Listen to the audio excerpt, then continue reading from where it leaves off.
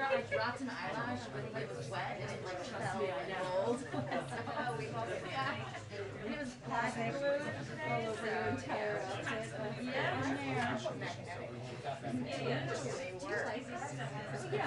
Yeah, exactly right. Yeah.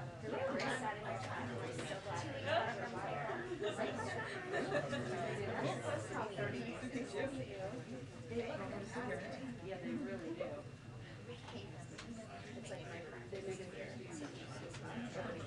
Do you find your oh, you got it. Whatever. You just a magnet. Yeah.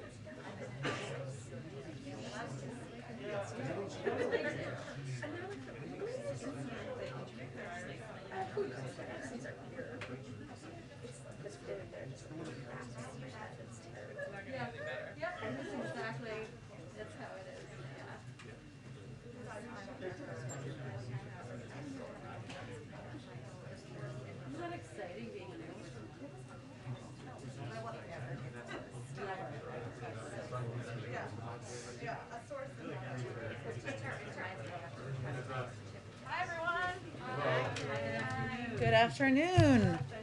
Okay, today we have joining us our NEC Director, Brian Deese, who's just going to give some brief opening remarks. He'll take some questions, and then we'll do a briefing from there. Take it away. Hello, everybody. Hello. It's good to be here today. All right. Enthusiasm, I like that.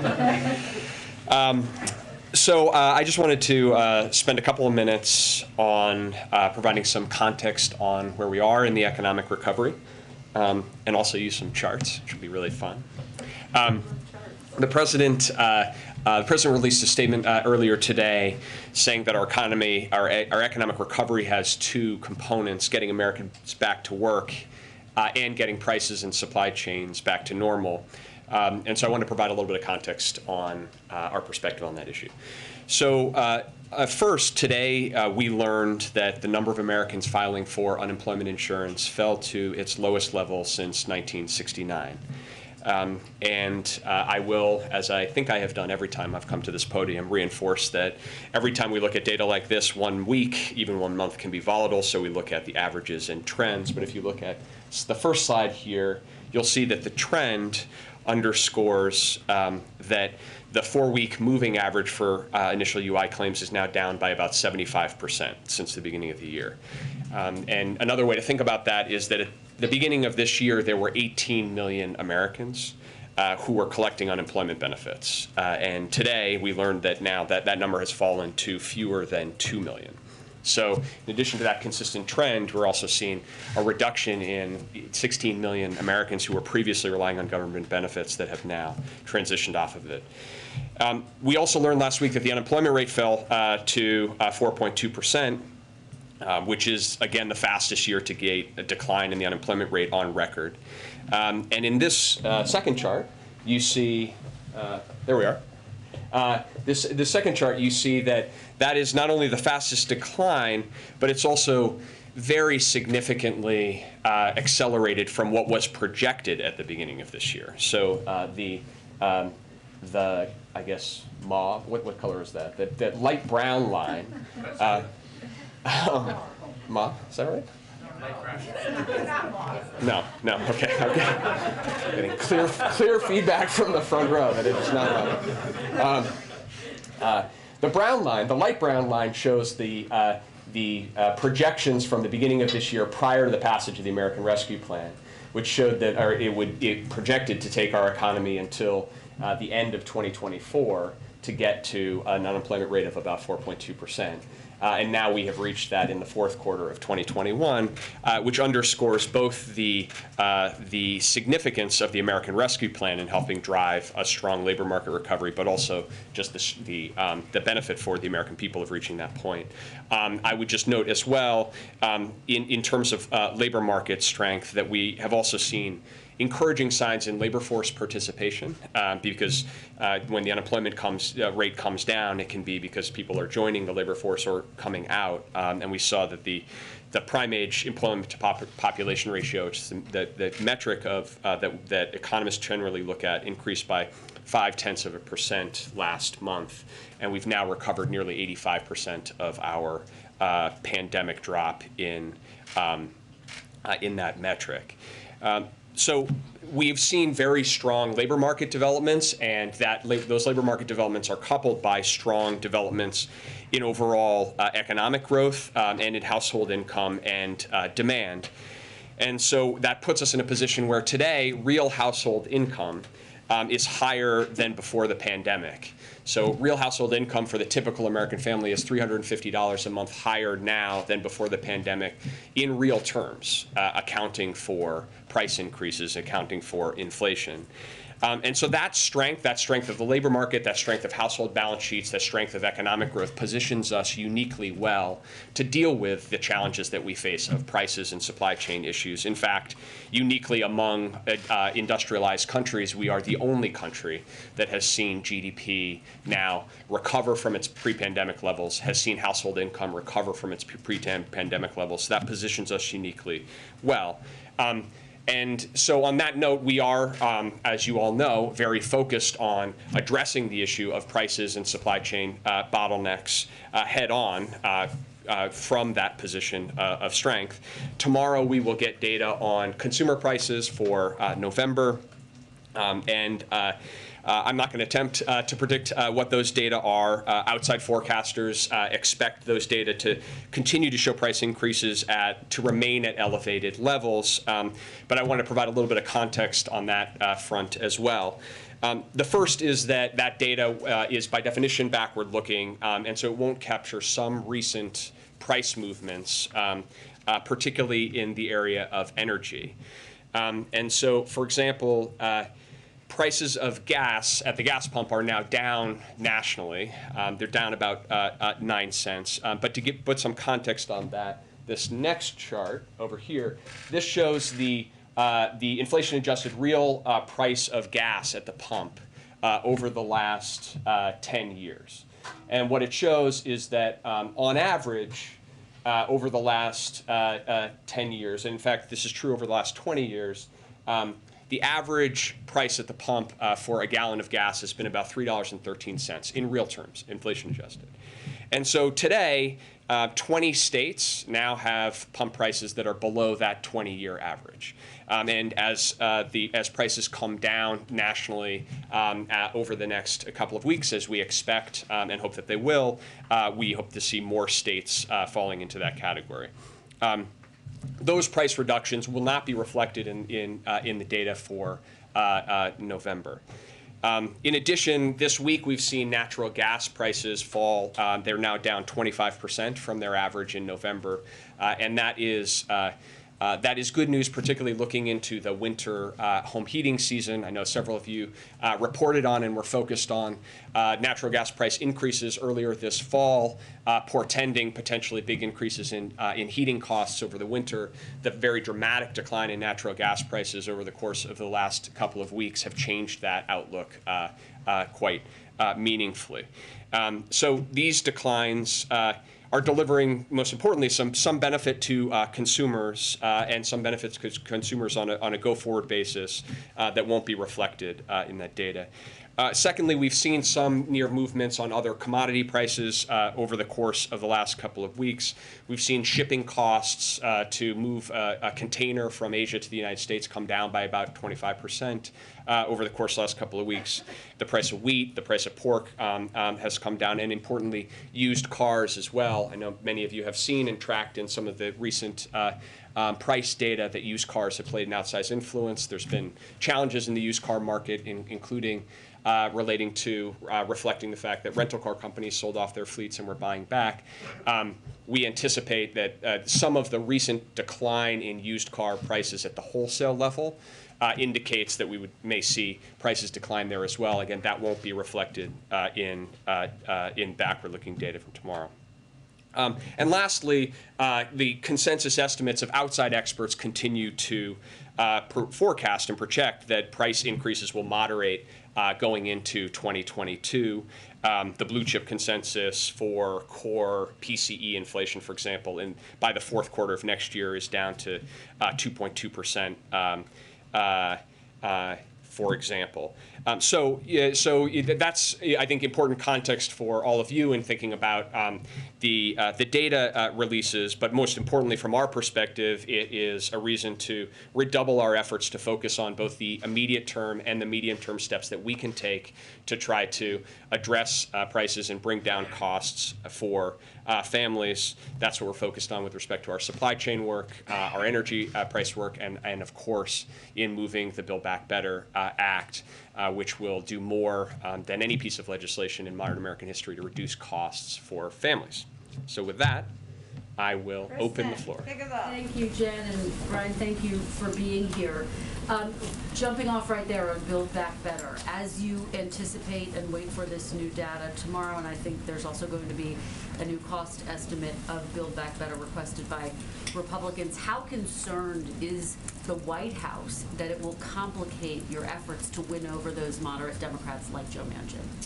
Well, we are quite confident that if the question is what can we do to address the costs that are most pressing to American families, if that is the debate and that is the discussion, then the case for the Build Back Better Act only gets stronger, and that we are building momentum around that set of arguments. If you step back and you think about a typical family's budget, and what they have to spend on expenses in a typical month, about 60% of those costs fall into housing, healthcare, prescription drugs, childcare, and transportation. That's what the bulk of a family's budget is made up of. And on each of those areas, the legislation that the president has prioritized and is moving through Congress would address and reduce those costs. And so I think that if that's the debate and that's the question, how can we address those costs that families are facing? Again, the Build Back Better Act will do more to lower costs than any piece of legislation in modern American history. And so we feel quite enthusiastic about being able to make that case. Well, one quick follow on inflation. Fed Chair Jerome Powell said that transitory is no longer the right way to describe inflation. He said it now appears that factors pushing inflation upward will linger well into next year. Given that, do you believe that this inflation is now more entrenched and not transitory? What we believe is that price increases elevated at the level that we're seeing hit American families in their pocketbooks, and we need to do everything that we can to address those directly.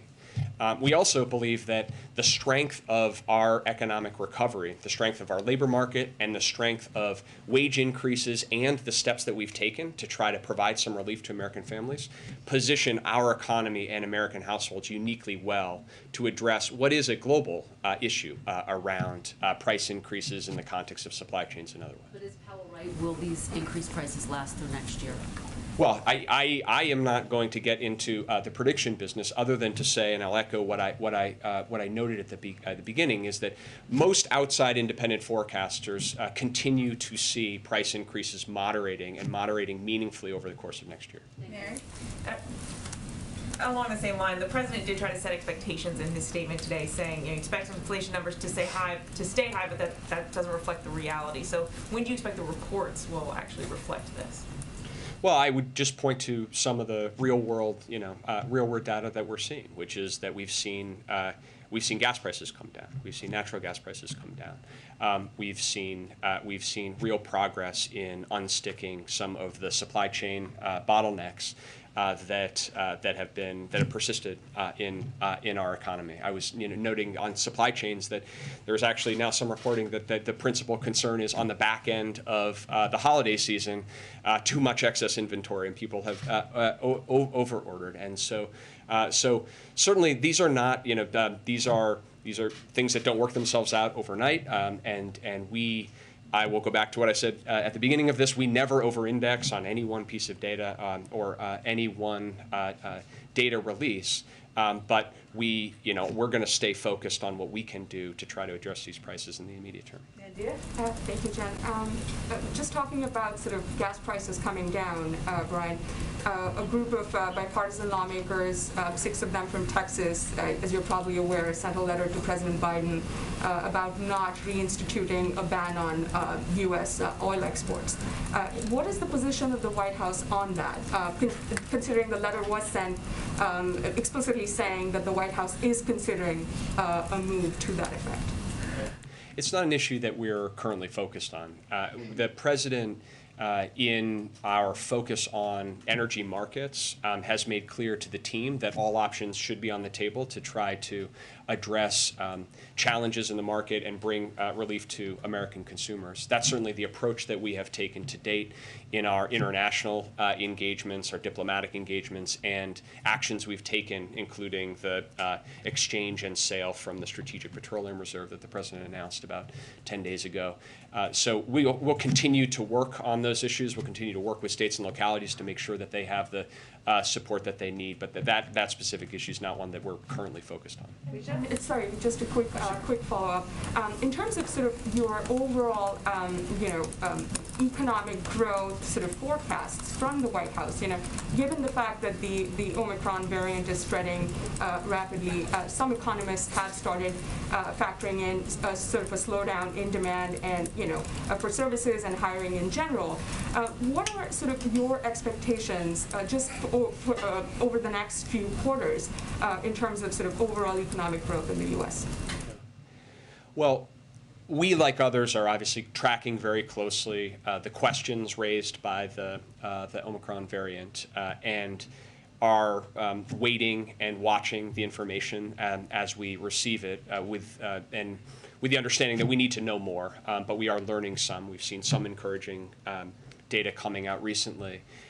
But it's something that we will continue to monitor closely and study closely. In terms of the current growth, currently all indications are that the economy in the fourth quarter continues to grow robustly, and we certainly expect that to continue. And our focus is on how we can maintain the strength of the overall economic recovery, the strength of the labor market recovery, while also addressing head-on these price challenges and these supply chain bottlenecks. And to be very clear, that the risk exists that price increases become entrenched in the long term. That's something that would be a real problem for the economy.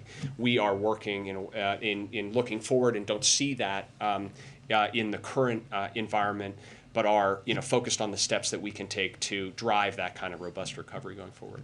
Thank you, Jen, and thank you, Brian. Just a quick follow-up on Build Back Better and then one on unemployment. Given how involved you are with negotiations, what is the most viable timeline right now for passing it? And is before Christmas still realistic?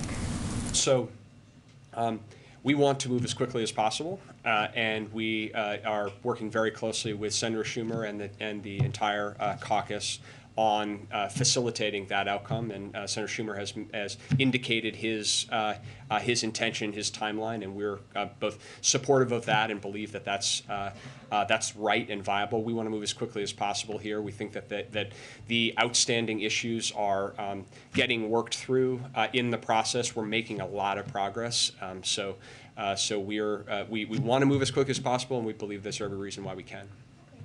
And in terms of unemployment, the system now, and I think you referenced this earlier, doesn't account for gig workers and self-employed who were on unemployment insurance, but then they ran out if they were pandemic related. So is there any way you're tracking the number of those people who might not be included in the numbers but might still be struggling?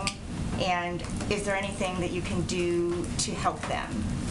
So there's sort of two elements of that question. The first is that there were people who were previously receiving unemployment insurance are no longer receiving unemployment insurance are obviously not reflected in the UI claims, and these reflect the people who are receiving government assistance, and that has come down dramatically, as I said, from 18 million to less than 2 million. Within that category, people who were on unemployment insurance and then come off unemployment insurance, the way to track that data is really to look at the labor force data, because those people could either be in the labor force actively looking for a job, or they could be employed, or they could end up out of the labor force. And so one of the things from an economic point of view, one of the concerns that you have is to track the labor force participation, because if people come off of unemployment but they leave the labor force entirely, then that's an outcome that you hope to avoid. So that one of the positive indications in our current labor market is that what we're seeing is, even as the number of people receiving unemployment insurance has come down dramatically, labor force participation has stayed steady and started to tick up, which suggests that people are coming back into the labor market, finding jobs in many cases, or are actively looking for jobs. But that's the sort of best proxy to get at what I think you're trying to refer to. Thank you. Brian, some of the critics, administration's critics, have said over the last few months, as these reports come out and show inflation is rising, that the administration highlighting the bright spots like unemployment is glossing over the reality that people are paying more for food and things, basic necessities. And a lot of the people who are impacted the most are the poorest, or they're on fixed incomes. They might not be moved by an unemployment statistic. So what's your message to those people, especially getting closer to the midterms? Yeah, absolutely. And just to be very clear, the issue of increased prices hits people in very practical ways in their lives, and no one likes to pay more at the gas pump. Nobody likes to pay more at the grocery store. And for people who are, a lower income, it can be tough. I think the message is that employment and our labor market are really important ways in which people can seek and find economic opportunity and prosperity. And the fact that wages are increasing the most for people in the bottom 40% of the income distribution is something that hasn't happened in our economy in some time, and it's really positive, because what it means is that there are more job opportunities, and job opportunities at higher wages for people to move into. That's point one. Point two is that in terms of household income and their balance sheets, if you look at the bottom 25% or the bottom 40% of households, and you look at both the increase in wages that people have received and the benefits that people have received, because in the American Rescue Plan, for example, we passed a child tax credit that is now going to families on a monthly basis. We provided checks to people in there. And you look in the aggregate, household income for those people in the lower ends of the income spectrum is actually higher today on a monthly basis, even when you take into account increased inflation. So that's not true for every person, and every individual has challenges, and we want to speak to all of those. But in terms of overall, economically speaking, because of the strength of the economic recovery, the strength of the labor market, and the support that we've provided over the course of the year, people are better positioned today to deal with these challenges, which are real and which are tough, and which is why we're focused every day on what we can do to try to alleviate them. Does the administration see inflation as a driving need to extend the child tax credit? Our view is that the child tax credit is a really important basic support for families, and that we should extend it, and we should extend it because it's doing what we hoped it would do, which is dramatically reduce child poverty in America, dramatically reduce poverty in America, and give families some breathing room in a very strong but uncertain recovery. So certainly it's the president's position that we should do that, and we can do that. I would just underscore, we can do that as part of Build Back Better in a way that is fiscally responsible, fully paid for, won't add to any inflationary pressures in the economy. Heather? Yes, thanks. Brian, can you give us any timing on when the president may name additional Fed nominees? Is that process drawing to a close? Could we see something next week? I cannot. Josh? You alluded to the forecast for tomorrow's number. I know you didn't want to name any, so allow me. Great. 6.8% is our median estimate year over year. That's higher than last month, which was 6.2. The month-over-month figure is 0.7 compared to 0.9. So in other words, they're sort of showing different things. Year over year is getting worse, month over month getting better. My question for you is, where are we, do you think, in the arc of inflation right now? You've referenced forecast bringing it down by Q4. Do you think the wave is cresting? When you talk about backward-looking data, do you think that inflation is leveling off, the data aren't just capturing it, or do you think it's going to get worse before it gets better? So, a couple of points. First, I'm not going to try to predict or project.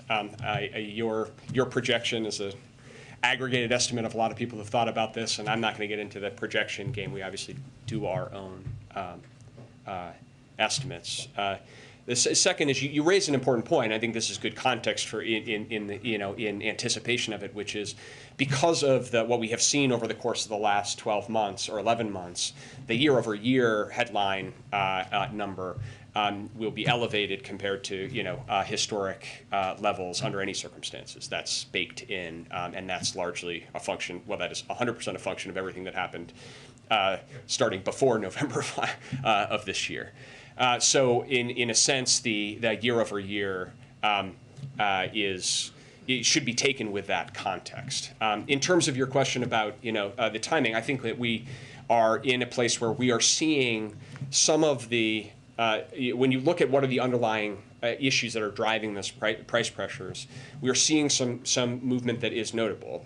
As I've spoken about on energy, with respect to the supply chains, and our focus is on tracking that across time, because we think that will be what will end up flowing through to affect those numbers across time. This is not, I would not try to project on a week or month by month basis because these numbers move around. I mentioned used car prices, and a lot of people focus on what's happening at the wholesale markets when dealers are buying used cars, because that is really an indication of where the prices are going. But that could take a month or two to filter through into data. So in each of these cases, there are specific elements. We'll continue to look closely at them. But I think you are seeing in some important areas some movement that is notable. Do you think the wave is cresting, or is it too soon to say? We're going to continue to focus on what we can do to advance this recovery and advance this recovery in a way where typical households continue to have some of that breathing room, and more Americans are able to take advantage of a job market where there are historic opportunities out there. Phil? Thanks, Brian. Just two quick ones, if you don't mind. One of the concerns last month on the top line numbers was that perhaps it was broadening out a little bit. I'm thinking particularly not just pandemic-driven price increases, but maybe rent being one specifically. Have you guys seen anything in that side of things, not driven by the pandemic, that has raised concerns as you've looked at the data? Well, I'm glad you raised this issue around housing and shelter prices, shelter being either rent or homes, because I think it connects to a point that Kristen, you raised, which is we have for years in this country had a problem of inadequate housing supply, of single-family homes to buy and of houses to rent. It is decades in the making of underinvestment in affordable supply, particularly in areas of the country where there is the most economic opportunity. And so it's a persistent challenge of people wanting to move to a different part of the country where they might have a job opportunity and are costed out of that because of housing.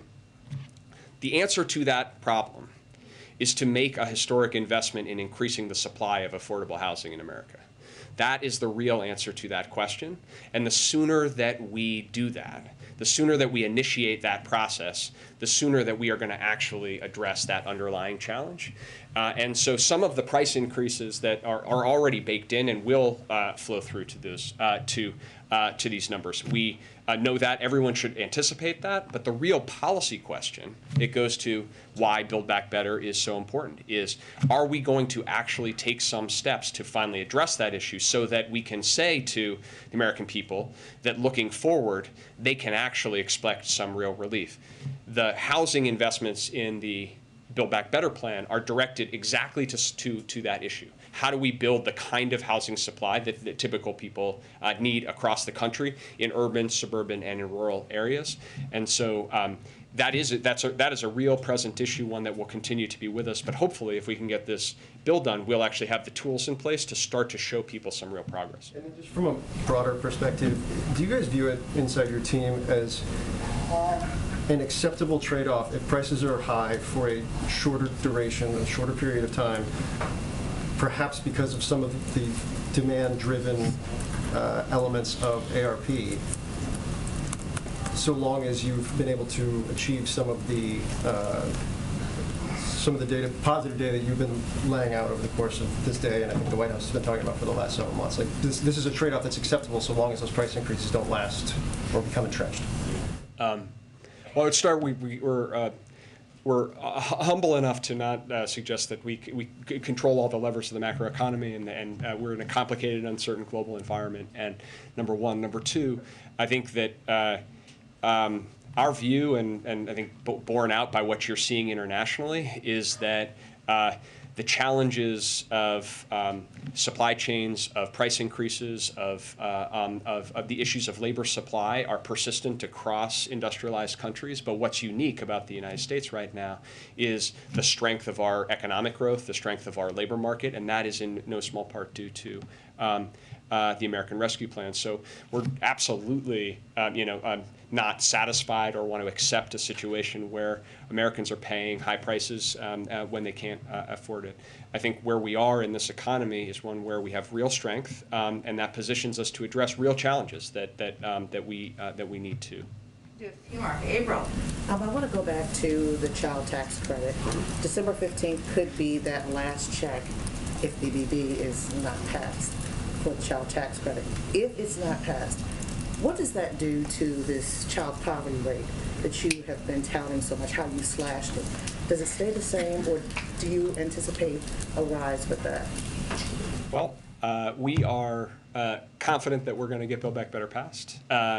Extending the child tax credit is one of many reasons why we need to do that, and we need to do that as soon as possible. And so that's why you see this administration as focused as we are on working with our congressional counterparts to move that agenda.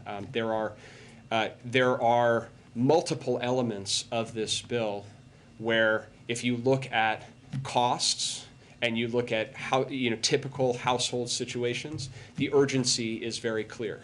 This is one. The lack of affordable housing is another. The lack of affordable childcare is another that is not a tomorrow issue for so many families that are trying to figure out how to get somebody back into the labor market. And so that's the case we're making, and we're confident we're going to get this done. And then on housing, can you talk about the price of new housing as well as existing housing? Part of the problem they're saying with housing prices, new housing prices, it deals with inflation and lumber. The cost of lumber has pushed up the price of housing and the supply chain issue. How, in the short term, do you plan to combat that as you're dealing with the housing issue and talking about affordable housing? Houses to buy right now are up because of inflation, supply chain issues. Yeah. So it's connected to Phil's question. The prices in the residential market are elevated, but a lot of that is a supply issue. Supply issue is in part connected to near-term supply chain issues, but it is much deeper and longer term about years and years in which we've underinvested in supply compared to the demand in the economy for for housing, particularly in certain regions and geographies. The supply chain challenges that are affecting the inputs that go into home building are similar to the supply chain issues we're facing overall, but we've tried to take a dedicated focus in a number of areas. So, for example, we have an hours of service waiver for trucks that move across the country to be able to operate additional hours. We extended that to cover building materials as well. The issue of helping to move product through our ports is very important, particularly for building materials that are being imported. So, we're focused on the supply chain issues in general, but as they relate to building materials wherever they can, we're trying to highlight them. All right, let's do Kayla and Courtney, and then I'm going to wrap it up. Go ahead. Okay, thank you, Jen. Thank you, Brian. My first question is on Russia. The U.S. and European allies have pledged severe harm on Russia if it escalates the situation in Ukraine. As you in the White House know, the economy is global. It is intertwined, especially the energy market, and European consumers are already paying record costs to heat their homes this winter. So I'm wondering how the administration is thinking about mitigating the impact on the U.S. economy with whatever decisions you decide to take with regard to sanctions. So I will leave the question of sanctions and the impact on our European counterparts to Jake and to Jen. I think they've spoken to them and the sort of dynamic involved there, including as it relates to Nord Stream. With respect to U.S. consumers, the natural gas in particular is an issue that is a commodity that doesn't trade globally.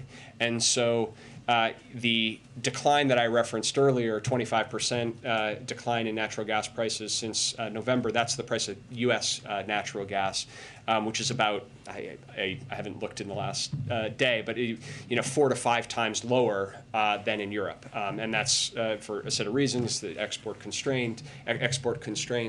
But in terms of the American consumer, looking forward to this winter, there's some positive news in terms of domestic natural gas, and not a lot of flow through to the issues you're raising. And on wages, just to follow up domestically, I think the average American would find inflation more manageable if wages were also going up. And in the last year, inflation-adjusted weekly earnings are down 1.3%. So when can Americans expect to earn more money for the work that they're already doing?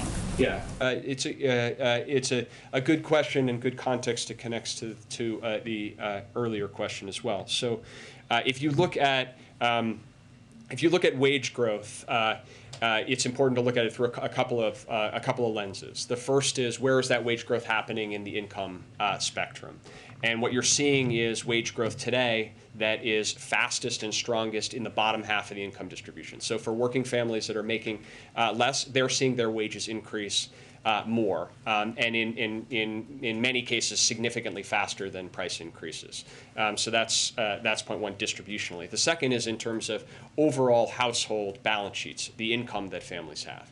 And when you think about a family and them trying to balance their checkbook, or this year, the question is, what was my wage increase, and what was the support that I received through checks from the government, through the child tax credit. And when you take those into account and look at household income, consistent with the data that you just said, the typical family, the family at the 50th percentile, has actually seen their household income increase, even accounting for price increases. Obviously, as we move forward in this recovery, what we want to see is a strong labor market recovery. We want to see wage increases, particularly for those at the bottom, and we want to see a balancing out here of prices. That's the scenario that we're all trying to work toward. Courtney, last one. Can you give an update on the Competition Council that you're chairing? It's something I didn't hear you mention in the context of all of this. You said it's something that's what? Competition Council. Louder. The Competition Council. You never mentioned it in all of this. Can you talk about some of the accomplishments of that council and what you all are working on right now? Sure. I'm excited for the interest, and we will have. I mean that sincerely. Settle in, everyone. No, I mean that sincerely. And we will be convening the full council around the end of the year, and so look out for that. I could talk about some of the specifics, but I will say that actually, it's consistent with a general philosophy that does interact with a lot of the things that we were discussing here, which is that the core directive in the executive order was to pursue pro-competition policies across the federal government, across agencies, and use antitrust statutes, enforce them robustly across agencies as well. And so this intersects with a number of the issues that we've discussed. I would note positively that the House this week passed a bill on increasing competition in ocean shipping, which is something that we encouraged as part of that executive order. But more directly, you take an issue like the railroads and the lack of competition in that sector. Well, that affects this question of how do we unstick bottlenecks if there's not sufficient competition among rail lines. We talk about food prices, and I think the last time I was here, I was with Secretary Vilsack. When you look at most of the increase in food costs, you can isolate a significant portion of that to meat, beef, pork, and chicken in particular. Those are very concentrated industries where a small number of meat processors control the industry. And so what you've seen is prices for the farmers go up, prices for consumers go up, and profits for the meat processing companies in the middle go up. And that's an issue of concern and one that we have focused on both from an antitrust perspective, but also investing in helping competitors get into that market. In fact, today we're making $500 million available to small meat processors to try to increase competition in that space. So we'd be happy to follow up and give you a full slate of where we are on for those of you who were paying attention, there were 72 specific actions in that executive order. We were tracking against all of them. But I will spare the rest of you that, and we're happy to follow up. All right. Thank you, everyone, so much. Thank you, Brian. Thank you. I definitely kept him much longer than I promised, so we want him to come back. All right, so I only have one item for all of you at the top. As I think all of you saw this morning, or many of you saw, this morning the President opened the Summit for Democracy and announced the Presidential Initiative for Democratic Renewal, a landmark set of policy and foreign assistance initiatives to defend and bolster democracy, human rights, and the fight against corruption. The initiative represents a significant targeted expansion of U.S. government efforts to defend, sustain, and grow democratic resilience with like-minded governmental and non-governmental partners. In the coming year, the United States is planning to provide up to $424.4 million toward the initiative. And these efforts will center on 5 areas of work crucial to the functioning of transparent, accountable governance, including supporting free and independent media, fighting corruption, bolstering democratic reformers, advancing technology for democracy, defending free and fair elections and political processes. I know we'll also have a call this afternoon, I'm not sure exactly the timing, to give you more information on the deliverables from this as well. Colleen, why don't you kick us off, or continue our journey here together? Thank you. Do you have an update for us on the President's call with Zelensky? And another one just sort of related, there were a couple of reports last night about a potential financial threat or a potential military action to Iran in regards to the faltering nuclear talks. I wondered if you had a comment or update on that. Sure. Let me start with the first. When I came out here, the President was still on the call, so our plan was to provide a written readout to all of you, which you should be getting as soon as it's complete or following the briefing whenever it's ready. But I will highlight for you that the President's intention going into this call was to provide an update for President Zelensky on his call with President Putin and underscore our support for Ukraine's sovereignty and territorial integrity, as Secretary Blinken did when he spoke with President Zelensky earlier this week. So this is a follow-on to that call. President Biden was also intending to discuss his deep concerns with Russia's buildup on Ukraine's borders and his commitment to respond with strong measures in the event of a Russian military escalation. We've engaged closely with the Ukrainians throughout this process at a range of levels and have been in daily contact with senior officials in the Ukrainian government. So clearly that is a component of it. I'd also note, I think as many of you saw, that President also provided an update to the B9 Eastern Flank countries with a personal readout of his call with President Putin to hear their perspectives on the current security situation and underscore our commitment to transatlantic security and to our NATO allies, with our NATO allies is sacred, and also to continue to stay in close coordination. But we will get you a readout as soon as that is complete. On the Iran question that you also posed second, I do have an update for you. As we've said many times from this podium and elsewhere in the government, President Biden is committed to ensuring Iran never acquires a nuclear weapon and believes diplomacy in coordination with allies and regional partners is the best path to achieve that goal. We believe a diplomatic resolution offers the best path to avoiding a nuclear crisis. However, given the ongoing advances in Iran's nuclear program, the president has asked his team to be prepared in the event that diplomacy fails, and we must turn to other options, and that requires preparations. We have made clear to Iran that the only path out of sanctions is through nuclear compliance. We have kept all the sanctions that we inherited in place, and we have consistently enforced sanctions, all while also presenting the clear path of their removal. If diplomacy cannot get on track soon, and if Iran's nuclear program continues to accelerate, then we will have no choice but to take additional measures to further restrict Iran's revenue-producing sectors. While I'm not going to get into additional specifics on that front, I can provide you a little update on some of the coordination that we're doing on the international front. A senior Treasury official will lead a Treasury State delegation to the UAE next week to talk about sanctions compliance. The delegation, which will be led by OFAC Director Andrea Gacki, will focus on engagements with the private sector and key UAE government officials to discuss our understanding of the companies and financial institutions that facilitate non-compliant Iranian commerce that runs through or touches the UAE. This trip follows a range of conversations that our National Security Advisor, Jake Sullivan, and Brett McGurk had in October, that obviously Rob Malley and Brett McGurk had in November, and Deputy Treasury Secretary Adeyemo also had in November.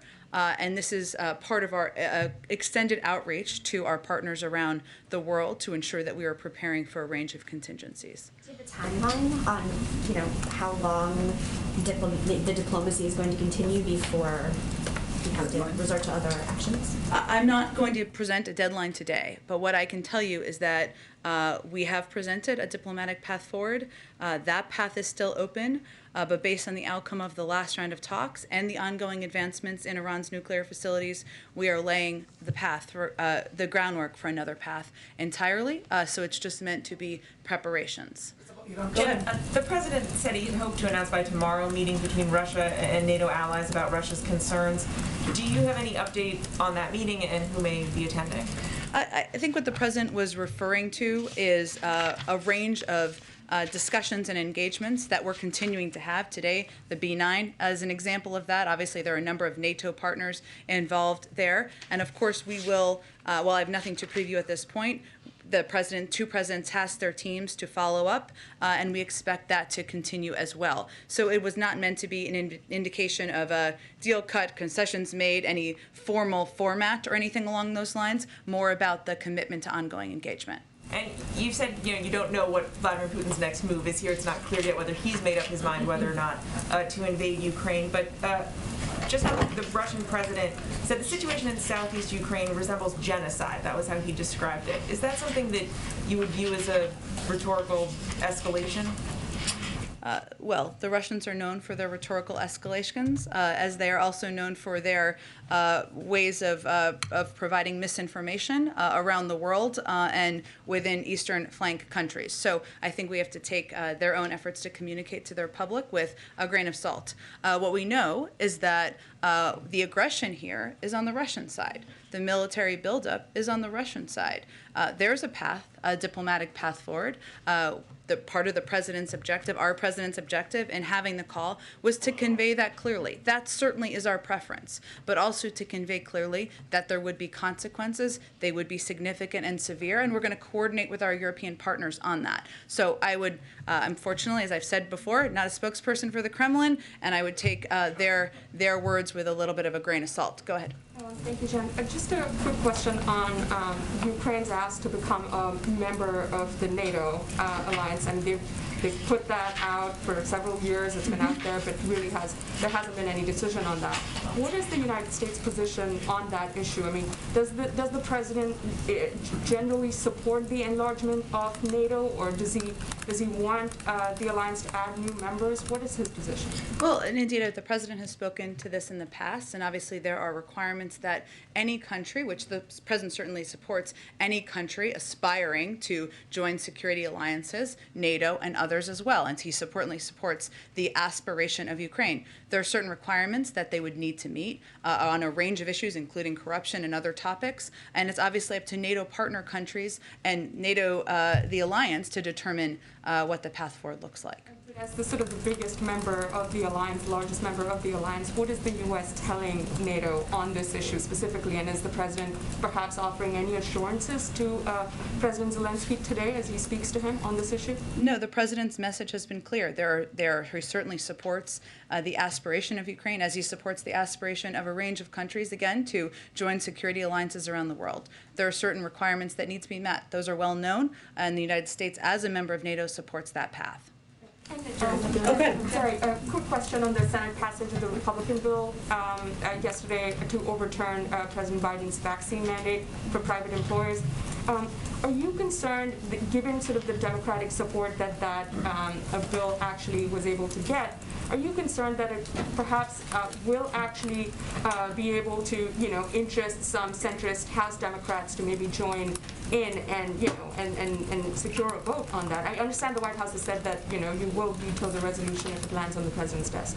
Well, I think what's most important for people to know out there and to understand is the reason why the president proposed these requirements, which include not just a vaccine requirement, but also a testing option, testing once a week, which we feel, and I think the American people feel, is quite reasonable in order to keep workplaces safe, keep schools safe, keep stores safe where people are out there Christmas shopping and holiday shopping safe.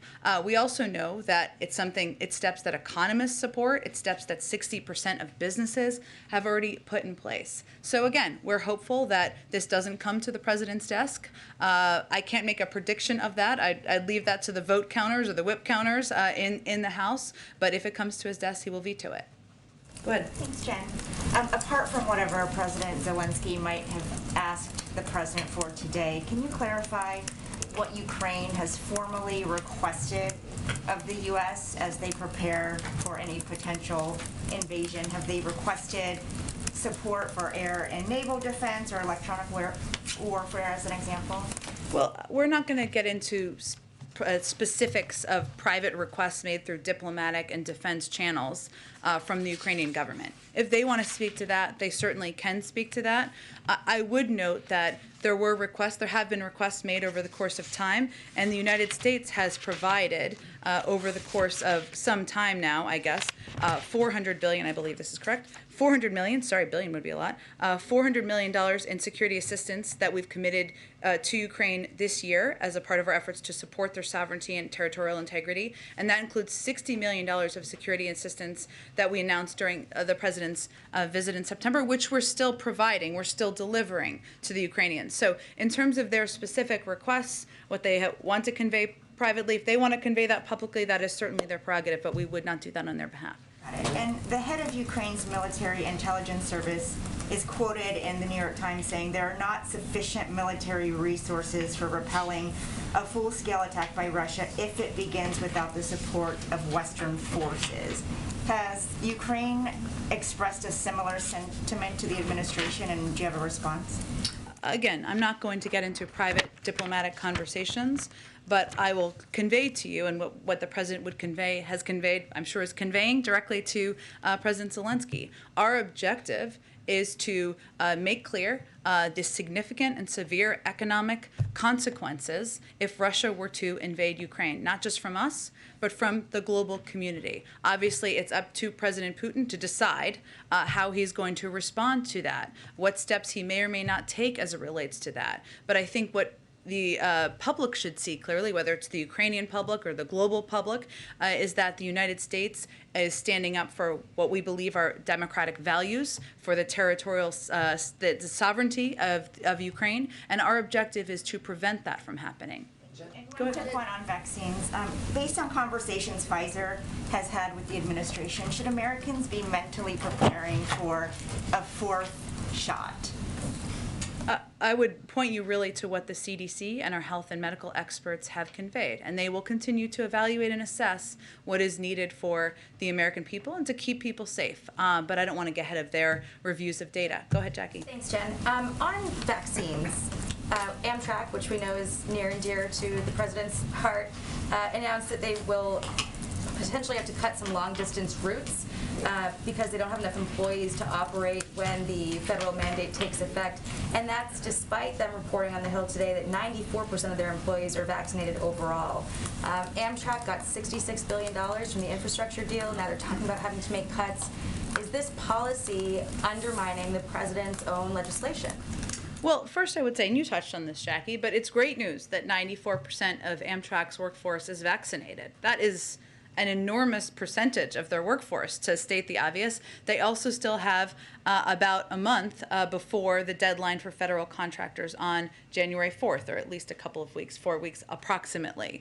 What we have conveyed to employers is that post-deadline, we expect employers will follow their standard HR process. That means for employees not in compliance, they'll go through education, counseling, accommodations, and enforcement. That would be what the process would be to play out. But of course, these requirements, we don't expect these requirements will cause disruptions to services that people depend on. There's some time to implement it. We're, of course, working with all federal contractors and federal employees and parts of the federal government to implement this moving forward. And then on Ukraine, there are some reports that the U.S. is pressuring Ukraine to cede land to Russia as a way to deter them from invading. Is that true? No, that's absolutely false. Jen, go ahead. Jen, thank you. Staying on Ukraine, Russian troops are still amassed along the border. Do you have any indication at this point that the president's strategy is working? Well, Kristen, I think it's going to be up to President Putin to make a decision about whether he is going to invade Ukraine and send a message to the global community that he does not respect the territorial integrity of a country, when the United States, our European partners, are sending a clear message that there will be significant economic consequences, severe economic consequences, beyond, as Jake Sullivan said the other day, what we have seen in 2014. So at this point, obviously, you would know if they have made the decision to invade. They have not. But again, it's the ball is in his court. And we know that Ukraine, some lawmakers on Capitol Hill have said that they want more military equipment now. I know we don't have a readout yet of the call, but are there any discussions about potentially sending that equipment now and not waiting until there's further invasion? Well, there is equipment that we're continuing to provide. That is a follow-up from the President Zelensky's meeting with President Biden back in September. So that is something they're continuing to receive. And of course, there are a range of options under consideration, but nothing I can preview at this point in time. More. They're basically saying, yes, that is the case, but given this current situation, they actually want it. Absolutely. I understand that, and they've conveyed that publicly. I don't have anything to preview at this point, but certainly we have been a strong supporter of not only the sovereignty of Ukraine, but also through security assistance, and the president has a long record of that. I could do one just domestically on the child tax credit and really just following up on the question that April was asking. Yeah. Are there any discussions about potentially pulling that piece out of Build Back Better and passing it unilaterally as a standalone bill if Build Back Better doesn't pass by Christmas so that there isn't a lapse? Well, I think April, I don't know where she went. Okay, there she is. I was pointing to her in the ether there. April raised an important point here, which is that December 15th would be the last child check from the child tax credit because it would expire January 1st. One of the reasons that we have been pressing for the passing of the Build Back Better is because there are key components of this package that would lower costs for American families early next year. So when we talk about inflation and we talk about costs and how they're impacting families' budgets, that's why we, Leader Schumer and others, have been pressing so hard to move this forward. In terms of the mechanics of legislative vehicles, I'd really point you to the Senate on that. But again, that is a timeline, and that is something that we are well aware of. And to go back to, I can't remember who asked the question before, maybe April, maybe Jackie, I'm not sure. It is true that in part because of the child tax credit, we cut child poverty in half. I'm not an economist. I can check and see if there's more predictions of what the impact of the lack of existence of that would be, but that sends a clear message about the impact that has had on low-income families, on families who are struggling to put food on the table, and it's been a pivotal contributor to our success in doing that. Go ahead, Kash. Thanks. I just want to circle back to the President's comments yesterday about NATO allies. He said that he hoped by Friday he would, quote, be able to announce meetings at a higher level, not just with us, but with at least 4 of our major NATO allies and Russia to discuss the future of Russia's concerns relative to NATO writ large. Are these meetings, conversations not happening? And if not, what was he talking about exactly? Well, he has a call with the B9 this afternoon. That's something that includes a number of NATO allies. And of course, we are in touch every single day with a number of NATO allies and partners. And as I noted a little bit earlier, when he had the conversation with President Putin, they discussed and agreed to have their teams follow up in ongoing discussions and engagements. In terms of any other format or forum, there is no current mechanism for that. But right now, our focus is on engaging with the Europeans, many of our NATO allies doing that at a very high level, as the President referenced, and also following up, as was discussed in his call with President Putin. Expect some kind of announcement tomorrow about some sort of conversation with the sort of entities he's talking about accommodations. Not one that I have to predict at this point in time. Go ahead. Oh, go ahead, Catherine. Go ahead. The President today spoke about global press freedom during the summit. Yeah. Just wondering if he's going to commit to holding a year-end press conference. Well, one, I would say that global press freedom is something that he feels is important to stand up for, not just here, but when he is traveling around the world and ensuring that your colleagues around the world who are dealing with circumstances where they are put in jail, they don't have access to any officials, they are restricted from covering global events, human rights abuses around the world. Not that what you don't all do isn't very challenging. I'm not suggesting that, but there are a lot of circumstances around the world that I think even go beyond. I would say the President answers questions multiple times a week.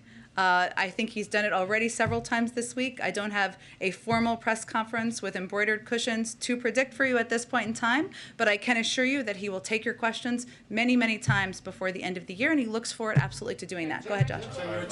Can I just ask quickly on Iran? Yeah. You spoke to measures you're preparing. Are there particular sectors that these sanctions would be aimed at, or can you give us any more detail about what options are on the table? Sure. Certainly understand your question, Josh. I think part of the effort of our OFAC director and going to the UAE to have these discussions is to have these discussions at that level about the range of sectors and options, but I don't have anything else to preview at this point in time. Concern that existing restrictions are being violated with regards to this trip, like people are finding a way around existing?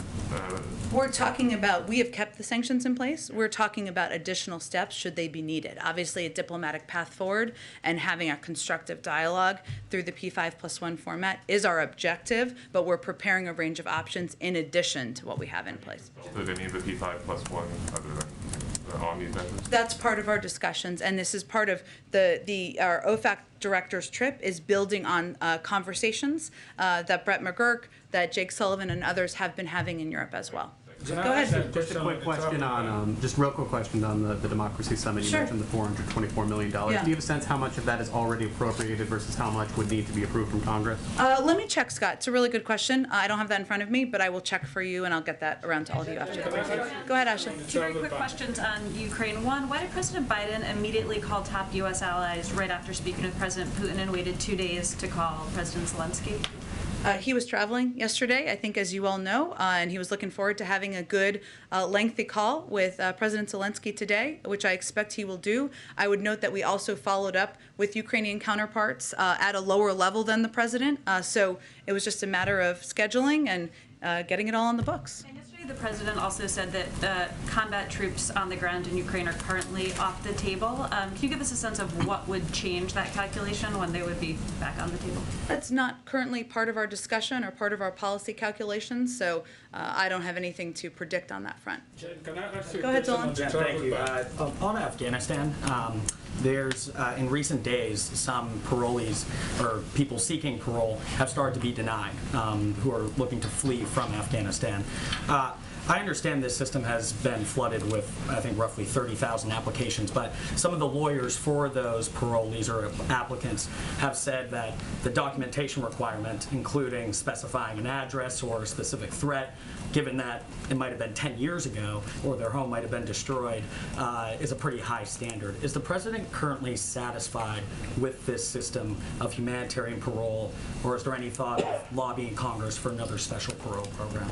Well, here's what we're doing. I know you didn't exactly ask me this, and you followed this closely, but for others, through Operation Allies Welcome, we're proud to have welcomed more than 74,000 Afghans to the United States and have received funding from Congress to accept up to 95,000 through Operation Allies Welcome through the current fiscal year. So obviously what we're doing now is continuing to process through a vetting process, and there are requirements of that, of course, as there should be. That's in addition to Afghans who are admitted through the U.S. Refugee Admission Program and other pathways. You touched on this, Zolan, a little bit, but the infrastructure to support refugee resettlement was decimated by the prior administration. We've been working hard to rebuild that capacity. I would say the success we've had to date of welcoming that number of people is a reflection of the fact that we've made some progress in that regard. And right now, DHS is processing applications for Afghan nationals located outside of the United States who are seeking humanitarian parole based on urgent humanitarian need or significant public benefit reason.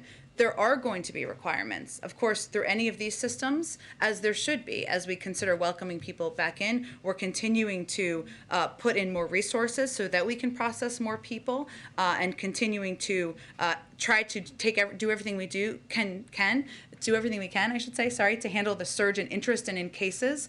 But there will be people who don't meet the requirements who aren't going to be able to come to the United States. And we just want to be very clear and transparent about that as well. With the Democracy Summit, again, at a CNN town hall, the president was asked about voting rights, police reform.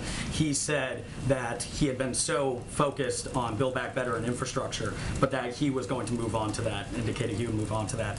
Now that we are moving, you've had some progress with that legislation. Is there any update towards whether he would be more open to a filibuster carve-out, or just what exactly is he doing when it comes to those two legislative measures, given the summit going on? Sure. Well, one, I would say, as you heard the president say, having a summit like this is an opportunity to discuss how we can all improve our democracies, protect democracy around the world, and do that in coordination with not just leaders, but civil society actors, private sector, et cetera. That's the purpose of this summit. There are dozens of White House staff working every single day on voting rights and this priority. It's fundamental to upholding the rule of law. You've heard the president talk about this many times since he took office. He signed a historic executive order in March. We've worked to double the voting rights staff in the Civil Rights Division. He's appointed the vice president at her request to lead this effort. There are discussions, as you know, in Congress among a range of leaders about how to continue to move this forward, and we are eager, active participants of those discussions. I don't have anything more in terms of views or his steps on the legislative process at this point. Don't have any updates today. Okay, I gotta wrap in a second. Let me go to AFP. Go ahead. Thank you very much. Go ahead. Thank you. One on Russia, well, one on Ukraine, and one on China, if I may. Could you tell us a bit more about how President Biden views Putin's central argument, which seems to boil down to they don't want Ukraine, A, to enter NATO, but B, also not to have any US offensive weapons or NATO offensive weapons in Ukraine. So when President Biden referred to looking for accommodations, was he talking about cutting some sort of deal with Putin about we won't do this if you don't do that?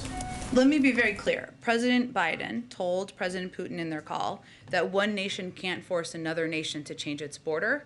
One nation cannot tell another to change its politics, and nations can't tell others who they can work with. We've consistently expressed support for the principle that every country has the sovereign right to make its own decisions with respect to its security. That is written into the underlying principle of the alliance, and that remains U.S. policy today and will remain U.S. policy in the future. As you know, NATO is a defensive alliance, and they don't have aggressive intent toward Russia. They've conveyed that. Leaders of NATO have conveyed that. Every step we have taken is to put in place the protective measures needed to defend our allies. So that, just to be clear about where the president stands, that is what he conveyed directly to President Putin. And a quick one on China, is the Olympics at least. Would President Biden like European allies to join this diplomatic boycott initiative? Is he disappointed in the French very publicly not doing so? And just more generally, if you're going to talk about genocide in a country, which is right there in the statement, is playing sports at all a kind of a reasonable thing to be doing? Why stop at a diplomatic boycott? Well, first I would say this is the decision we made, the United States made. The United States has been a leader in holding China accountable as it relates to human rights abuses. What we've seen in Xinjiang, which again the president and we have referred to as a genocide, and we have taken steps at the global level to lead this effort to put accountability measures in place. As it relates to the Olympics, we made a decision, the president made a decision, that we cannot continue with business as usual, that not sending a diplomatic delegation was making that clear, not just to China, but to the global community. There are others who have followed that same pattern and have taken that step as well. We leave it to other countries to make their own decision. I'm not going to express support, disappointment, or anything like that from here. They will make their own decision. And I will also just paraphrase, and I wish I had the quote in front of me, Senator Romney, where he said, and his quote was better than this, so I'm paraphrasing it here, but that we cannot leave global diplomacy on the shoulders of athletes who have been training their whole lives to compete in the Olympics. If you look back at 1980, and there was a boycott, all of those people who trained for the Olympics, it was left on their shoulders, young athletes who have been training their whole lives. We are sending a very clear message about our view on human rights, but we made the decision not to leave that on the shoulders of athletes. Let me just go to Raquel, and then we got to wrap up. Raquel, go ahead. Raquel, can we let Raquel? Simon, I'm trying to answer your question, and then I'm going to go to Raquel, okay? Can I say one thing, Raquel, and then I'll go to you?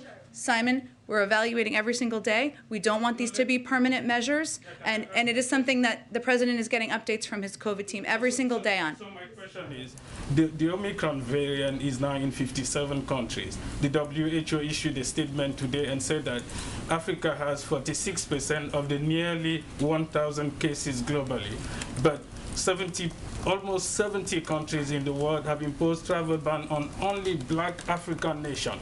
And the US is among the countries that have imposed sanctions on only 8 African nations when the variant is in 57 countries. Why don't you just lift it or impose sanctions on all the countries that have it? What will you say to those who believe that this is a racist ban that targets only African and black African nations? Simon, I would convey to you that is absolutely not the intention. That is not our policy. This was a recommendation of the health and medical experts because there were a large number of cases in South Africa, and they made a decision early on out of an abundance of caution and to protect the American people to slow the spread of the variant. This is not meant to be permanent. It's not meant to be a punishment. And we are evaluating every single day decisions on when to lift these restrictions. Go ahead, Raquel. Thank you so much, Jen. Since Go ahead, Raquel. Democracy Day here today in the White House, what is the White House assessment so far from what you guys are hearing or from world leaders and the commitments they are making? And also, what commitments would President Biden like to see from Brazil and other countries experience right now forms of democratic backsliding? What is President Biden expecting to hear from President Bolsonaro tomorrow? Well, I would say first that the president convened this summit in order to have a forum at a global level to discuss publicly but also privately. And he convened a private discussion with leaders this morning to engage, listen, and speak honestly about the challenges and opportunities facing democratic governments and how democracies can deliver for their citizens. And part of this is an opportunity, as I noted in my opening, to stand up for the freedom of speech, the freedom of press, for ensuring that as a global community, we are lifting up democratic societies, we are fighting corruption, we are bolstering democratic reforms. And the United States wants to be a country that leads by example and builds and repairs from the damage done for 4 years. Thank you so much, everyone. I appreciate you. Have a good day.